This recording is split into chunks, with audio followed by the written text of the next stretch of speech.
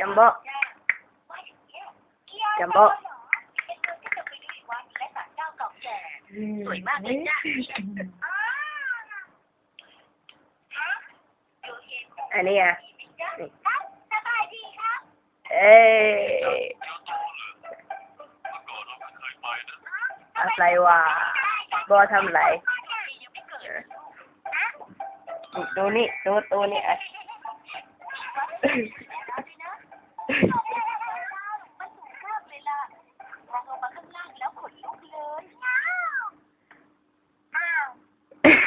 แต่ว่าวิวสวยมากเลยนะ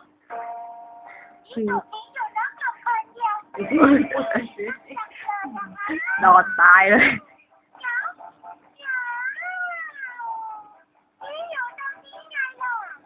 ไม่ได้ไปเที่ยวเมืองอื่นนานแล้วนะพ่อครับผมอยากไปเที่ยวที่ไหนสักแห่งจังเลยนั่นสิ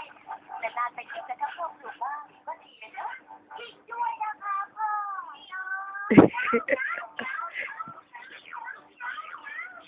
ผมอยากไป